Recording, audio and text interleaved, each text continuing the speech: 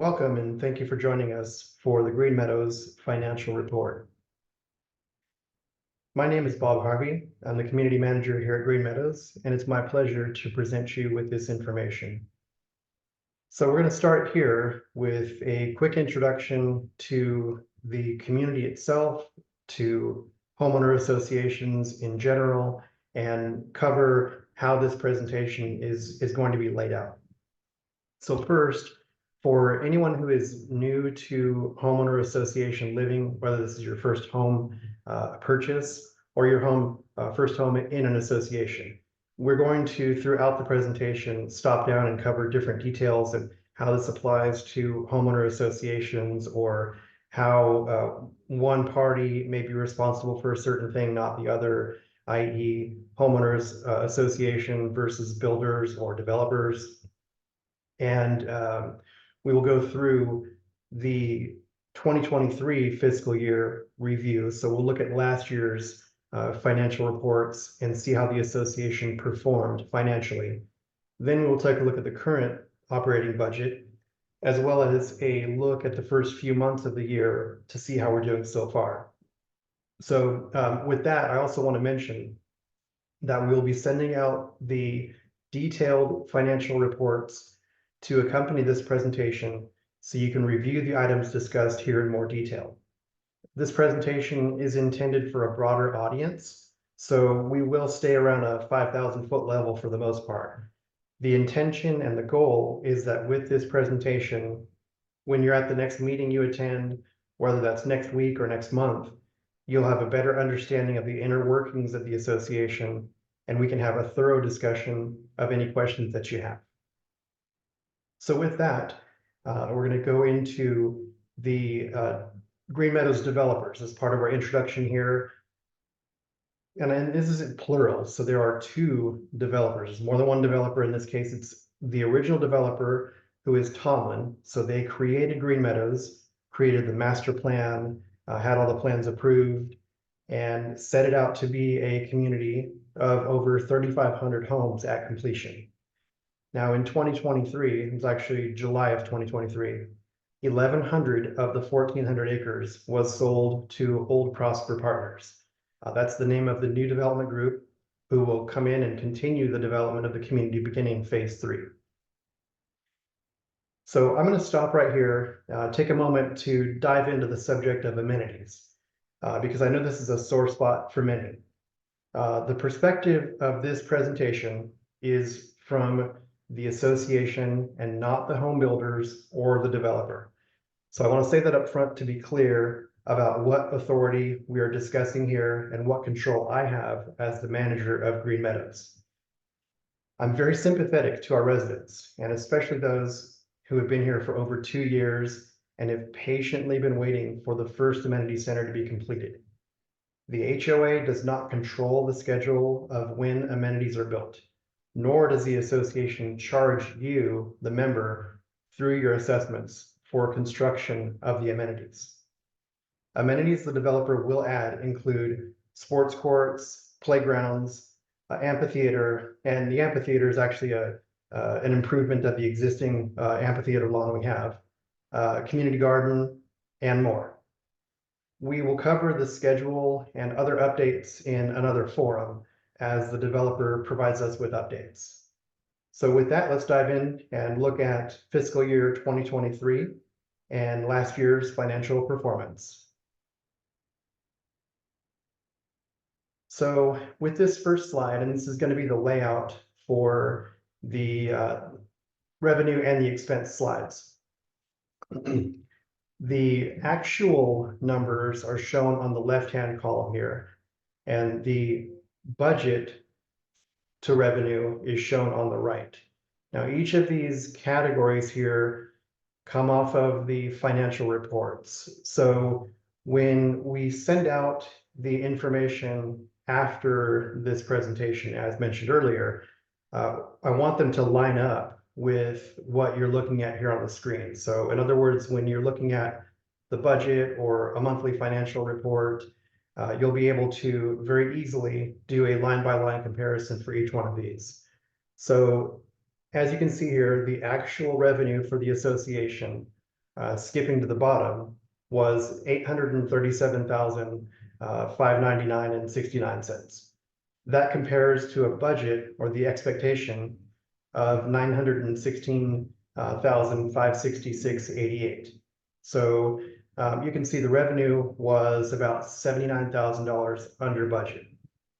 So now going back to the top and kind of working our way down, the assessments and the working capital, which is the majority of the revenue for the association, your monthly assessments and the escrow fees, known as the working capital. So that's a small fee charge at each transaction. That added up to $815,000, where we were expecting that to be closer to $900,000. Now we'll dive in a little more and go in through the details as we get to the narrative, but these are just the raw numbers as we go through for each category in our financial reports. Next are late fees and collections, and that's fairly self-explanatory. When residents or builders are late on the payment of assessments, there are fees charged.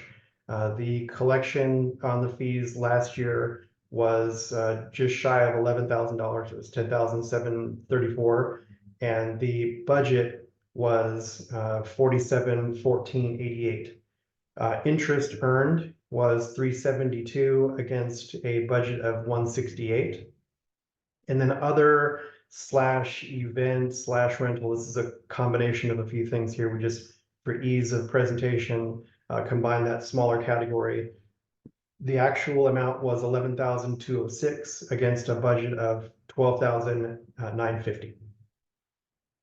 Now moving into the expense category here, and again, this is a fairly high level look at it. The bottom line numbers, the actual expenses for the association last year was $1,069,072.61, and that compares to a budgeted expense amount of $1.125 million. So the expenses were about $56,000 under budget. And again, as we kind of make our way back to the top and go down and look through these, you can see the general and admin was under budget. So we did not spend as much as we thought in that category. It was $362,000 compared to $383,000. The infrastructure and miscellaneous, and we will get into much more of what these are and what goes into these categories as we go through the narrative, was $56,809 versus a budget of $35,846. Insurance was $28,705 against a budget of $24,773. Irrigation maintenance, and that's for common area irrigation maintenance, $14,424 against a budget of $13,000. Landscape maintenance was $363,000, almost $364,000 against a budget of $446. Patrol services, $38,262 versus a budget of $960. Reserve funding was even with the budget of $30,000, and swimming pool was $150,444.49 against a budget of $139,419.76. No taxes were paid last year, no expenses incurred, and the budget was $300. For utilities, that was actual expense of $58,591.75 against a budget of $51,308. Now going through what we're calling the narrative, this is where we'll explain what the categories are and why some of the things may have happened last year. So first, with the assessments, as we work our way back top to bottom on that report that we reviewed in the beginning, the assessment category is where the monthly assessments are shown. And so here in Green Meadows, monthly assessments are billed to the homeowners and the home builders, equal amounts. The working capital is the fee charged at escrow closings, and there is a community enhancement fee charged on resale transactions. Now I'm going to talk a little bit about the community enhancement fee because that wasn't mentioned before. The reason that is it's not a budgeted item. So the community enhancement fee is a fee based on the percentage of sales at escrow for the first resale and then future resale homes in the community. Now, the reason why it's not included in the budget is because it's a special purpose fee. So there are only certain things the association can use those funds for, and they do not belong in the general fund or general budget. So there, again, it's a special purpose. There's a recorded document that lists out the things the association can use those funds for. But again, it's not appropriate or wouldn't be appropriate for the association to include that income or that revenue in the general budget. So that's why we didn't talk about it earlier. There was a $71,000 positive variance to assessment income and nearly a $164,000 working capital fees received, both due to the pace and the volume of sales versus what was anticipated. So we had more assessment income that gave us a surplus there, but then that was offset by the working capital fees that came in less than were expected.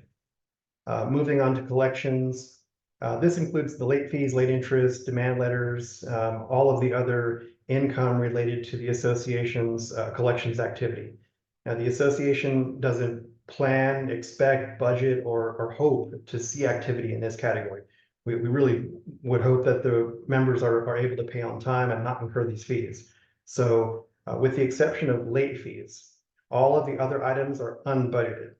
So the assessments are not artificially low if collection fees are budgeted. So in other words, we don't expect to have a large amount of late fees come in. So we're not offsetting the assessment income with late fee income to charge you a lower assessment. We don't plan to receive collection fees, in other words. The interest and the other category, this is interest income earned on association funds on deposit, and it was higher than expected. The other category includes things like the event income, whether it's ticket sales or event charges that are passed on to attendees and supplies you might pay for, things like that. And the event room rental is also included in this line. And that was $870 higher than was budgeted. In terms of the narrative here for the revenue side, Green Meadows, I mentioned this on the first slide, was $78,967.19, so almost $79,000 less than expected. The main cause was the variance in working capital, and those were fees received against what was expected. This was offset somewhat by the positive variance in monthly assessments, which was higher than expected. Both of those items are driven by the number of homes sold and the number of, quote, members in the HOA. So you're all members. Everyone who owns a home here is a member in the HOA paying assessments. In a developing community like Green Meadows, sales cycles and pace of new home completions can change, having a financial impact on the community. Now, looking at the expense side, and again, we'll go top to bottom on those financial reports, starting with the general and administrative category. This includes items to maintain the office, postage, office equipment, staff salaries and benefits, legal expenses, management fees, and community events, among others. Postage was much higher than was budgeted, while office equipment was much lower. So those two nearly offset each other.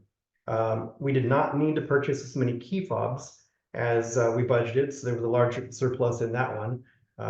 Another variance that we can call out is we had staff turnover last year. So those of you who were here the entire year would note a change in community manager, administrative assistant, and porter. So through all of those transitions, there were vacancies at one point in time. So the association did not incur the salaries during those periods of time, causing that variance.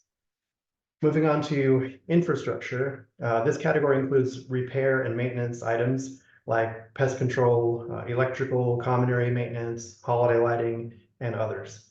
The contract services, holiday lighting is a contract that we execute. Pest control is a contract that you have in place. Those were pretty close to budget. And there were several unexpected items, including a gate keypad replacement. There was a electrical storm that knocked out one of our gate keypads. Monument light replacements and electrical outlet repairs around the pool that pushed this category over budget. Under insurance, this category is broken into several items. So if you're looking at the monthly report, and as mentioned earlier, this is a very high level report, so we're not going to get into a lot of details on how it breaks down for property insurance versus developer and officers, directors and officers insurance. But you can follow along and see those in the monthly financial reports as well as the annual budget if you look at those reports in more detail. So as mentioned, the category we break down here into several various policies that the association carries for the common areas and the common components. The majority of the expenses falls under the property damage, which is how it's labeled on the report. And that includes the property policy and the general liability. So that's really where the main expenses are for the association's policies. We also have in place excess liability coverage, what's also known as umbrella, directors and officers insurance, and workers' comp. Now, even though the association doesn't have any employees, it's prudent to carry workers' compensation for the benefits that it has there. Covers volunteers, also in certain circumstances, covers uninsured employees of contractors. So it's a good idea for associations to have that in place. All except for the workers' compensation policies, all the policies were over budget last year. Continuing along, irrigation and landscape, we've combined a few of the items on the financial reports into this one here for presentation purposes. This one includes the common area irrigation repairs, lake maintenance, common area landscaping, and front yard landscape contract services. Irrigation repairs were much lower than budgeted, while pond fountain repairs caused that category to be over budget. Front yard maintenance was around $22,000 higher, and it's likely due to the number of new homes added. And the common area landscape was over $100,000 less than expected. And we'll talk about that one a little bit more later before we close. Under patrol services. Now, the name for this category is standardized in the accounting reports. We don't have a patrol service, quote unquote, here at Green Meadows, but in this category, this is where we show the cost for security monitoring, our alarm system here in the building, and fire protection. Both were much higher than expected, and there was nearly a $3,000 deficit for the year in this category. Next is the reserve funding item, and this is where we'll stop here and talk a little HOA 101. So what reserve funding is something where the association sets aside funds for major repair and replacement of a variety of things. This could be for building repairs, replacing the roof, things that you wouldn't have to do, but every 5 to 10 years. These are large, big ticket items that wouldn't typically be found in your annual operating budget. So we have another way to look at it would be as your savings account or your rainy day fund, where you have your checking account for your day-to-day expenses, and then you have a savings account where you put money away so that it's there when you need it. That's how the association's reserve funding works. So in 2023, we put aside $30,000 and transferred that to the reserve fund. That's a separate bank account that we keep. And the funding was done as planned, as shown earlier. So we budgeted $30,000 and we transferred $30,000 to the reserve fund. The swimming pool category includes pool maintenance services, pool repairs, as well as the porter service and janitorial supplies for the amenity center and pool lifeguards. Porter services and supplies were over budget by approximately $9,000, and pool repairs were over budget by nearly $2,000. Lifeguards, the largest expense item in the category, was slightly under budget for the year. For taxes, Green Meadows budgets a small amount for any property taxes due on common area land held in the association's name, and there were no expenses in 2023. For utilities, this includes telephone, electric, water and sewer, trash service, and irrigation, landscape water for the common areas and amenity centers. So again, these are all common expenses. When we say telephone service or internet, that's for the amenity center, and none of this would be for any of the individual homes. So these are all common utility expenses. For the category for the year, overall, we were around $7,000 over the budget, mainly due to electric service costs coming in higher than expected. But on the other hand, water expenses were lower than expected. So it wasn't a full offset, but the water expense surplus did help us there. So a couple of final notes for 2023. The expenses were about $56,000 less than expected. The administrative that was lower and the infrastructure that was higher essentially offset each other or were a wash. The insurance, the monitoring services or patrol services, and swimming pool overages brought the surplus down a bit. Green Meadows expenses exceeded the income by $231,000, which was about $23,000 more than expected.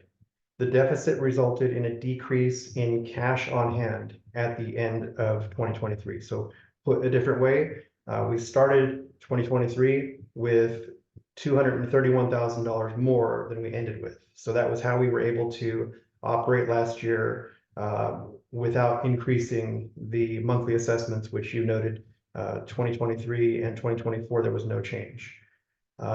It will be important for us to continue to control costs and monitor delinquent assessment rates to ensure we maintain cash on hand.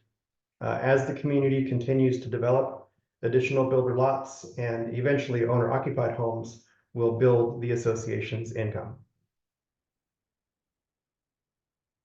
Now, as we move in and start talking about the current 2024 budget, I'll put this in here for everyone as a quick note and reminder of what a budget actually is. It's a statement of the financial position of an administration for a definitive period of time based on estimates of expenditures during the period and proposals for financing them.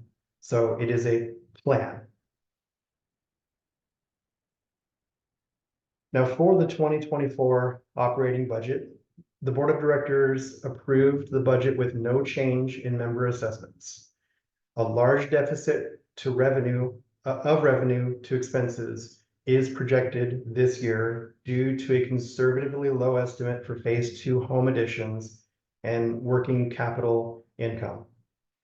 We've also projected expenses in line with what was incurred in 2023 and added funds to homeowner events, holiday lighting, pool furniture, and landscape improvements. And that's for tree and plant replacements. Some of that is already in place or in progress for anticipated 2024 projects.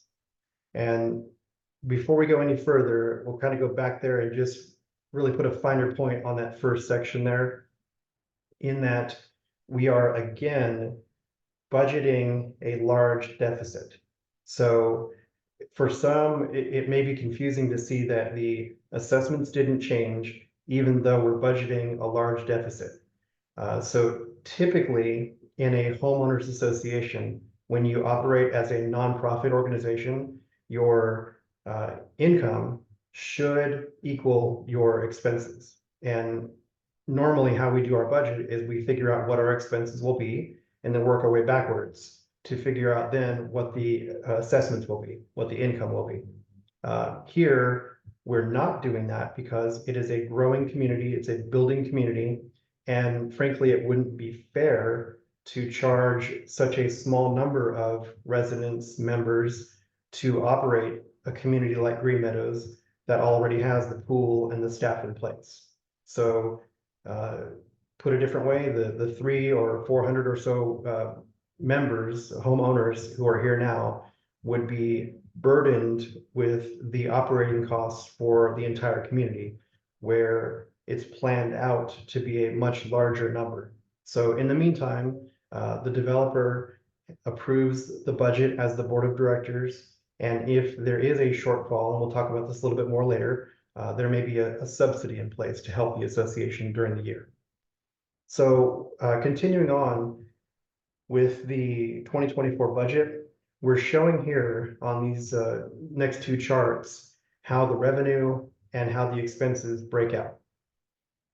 So as you can see here, the homeowner and home builder monthly assessments make up about 94% of the association's budgeted income. Working capital is roughly 4%, followed by late fees and interest, room rental, and then all other income, the key fob, replacements, event income, etc. So for 2024, the budgeted revenue is $770,139. Now let's compare that to the budgeted expenses, which shown here are $1.52 million. The 2024 expenses, and again, this being a sort of a high level look at things, we're not going to get into the actual numbers of what each line represents for revenue or for expenses, but we will break it out into the percentages. So as shown here, front yard, common area landscape maintenance, and irrigation. The common area irrigation, of course, because the irrigation for each individual home is paid for and done by the homeowner. But front yard, common area landscape maintenance, and irrigation make up 44% of the budgeted expenses. General and administrative follows behind that with roughly 30%, 29.6% of the total, followed by pool, porter, and lifeguard expenses. So that category right there, swimming pool, is 11.3, and those are your top three right there. Then you can see how things fall in line after that with infrastructure, your repairs and maintenance, the utilities at 4.1%, and then the reserve funding following there.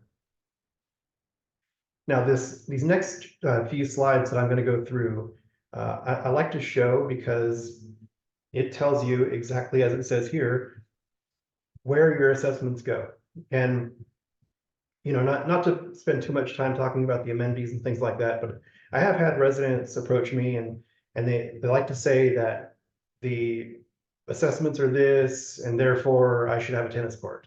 And I'm sympathetic. I truly am to someone who was sold on having a certain thing that they bring up, whether it's the tennis courts or trails or a dog park or any number of things that have been mentioned.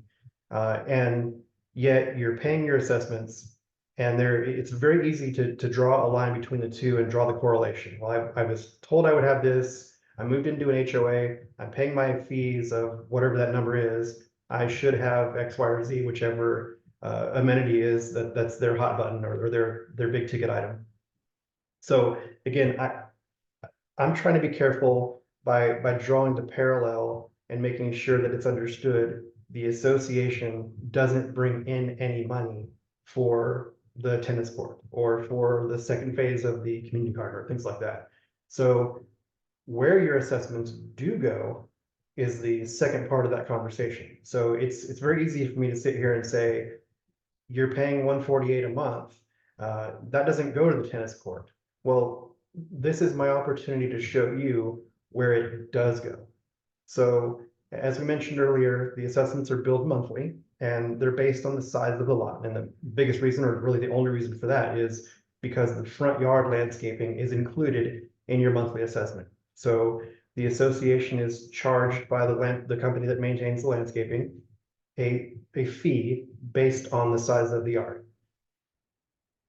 So you'll note here as we run through this that everything else stays the same. The only thing that's going to change here is the front yard landscaping item that you see there in the middle. So if you are on a 50-foot lot, which right now most of our lots are in this size category, your general and administrative portion of your 148 is about $33.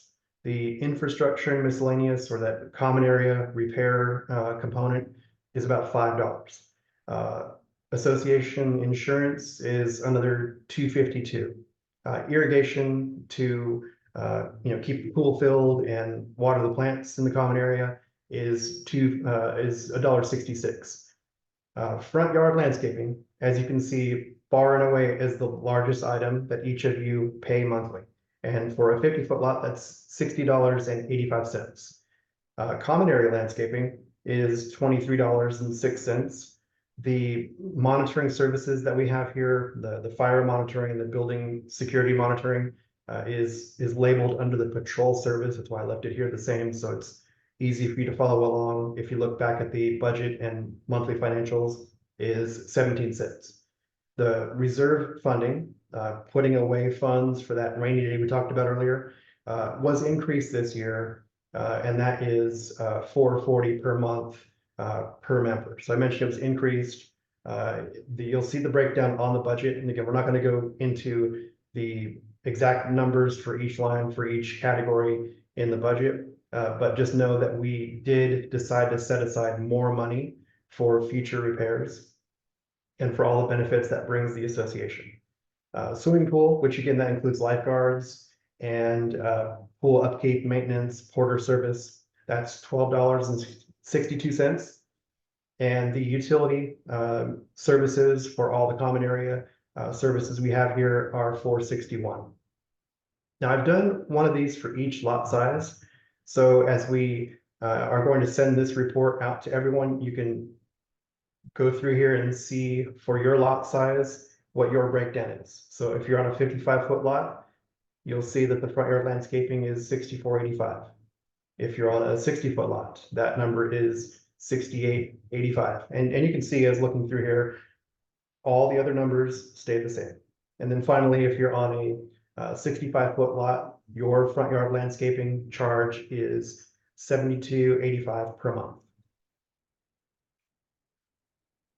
So a few final thoughts as we wrap this up. And again, I want to thank you for joining us for the presentation. Hopefully this was helpful, and this will prepare you for future conversations, future meetings, to ask some detailed questions and get your answers from the association. But again, I want to note that it is not unusual for a developing community to require close monitoring of income and expenses, and at times require the intervention of the developer to subsidize the operations. And that's often through the use of promissory notes, where the developer will loan the association money and expect it to be repaid. And that's to maintain the assessments in line with the local market. So, as you look back at those numbers early on in this presentation, you can see that if we were to line things up and operate truly as a nonprofit and charge our members a monthly rate in line with our anticipated expenses, then your assessments would likely be double what they are right now. But that's not the intention. That's not the plan. And as mentioned here, if the association needs intervention, it would likely be through a developer subsidy rather than a significant member assessment increase. As mentioned earlier, the operating budget for the current year calls for a deficit. We are monitoring that, and I do have an update on that. In fact, we're monitoring the expenses to control costs and avoid unnecessary increases in assessments or need for developer subsidy. So one thing I can mention is that the developer contract change that took effect on March 1st will result in a savings of nearly $97,000 against the 2024 operating budget for that item. So we knew coming into this year that there would be a change in landscapers. So we budgeted what we thought to be the market rate, and I'm happy to report that we were able to find a contractor through a full exhaustive bid process that was almost $100,000 under what we budgeted. So that $1.52 million to $770,000 revenue, that just got a little better with that one change right there. As of the February financial report, so we just got the February reporting, I can share some numbers that came out of there. As of the February financial report, the actual expenses through the first 2 months, which are 146,9475, are 55,676, so almost $56,000 under budget. So the actual expenses through 2 months are almost $56,000 less than we thought they would be. Revenue, which was 164,486, was almost $40,000 more than expected. So right there in the first 2 months, we have less expenses and more revenue than expected. I do have to point out though that the revenue is showing us $39,000 over budget. That does include the funds that we received from the insurance proceeds. So we had an insurance claim, the fitness center was damaged. The money the insurance company sent us to do the repairs was showing as income. So that makes the picture a little bit less rosy than it's showing right now. It's showing as 39,000. It's actually about 34,000 or so less than that. So as mentioned here, the surplus is much lower. Overall, though, there's an excess of revenue to expenses of 18,391, and that's $95,000 more than budgeted. So things are, through the first 2 months of the year, looking good. I want to say this with all sincerity. I look forward to providing more updates as we go forward, and I welcome you to contact the office if you want any more details or if you want to discuss any questions that you have before one of our upcoming meetings. You don't need to wait for a meeting. I'm here Monday through Friday, happy to answer any questions, and you're welcome to contact the office and discuss your question with any of us. Otherwise, I look forward to seeing you at an upcoming meeting, and I thank you very much.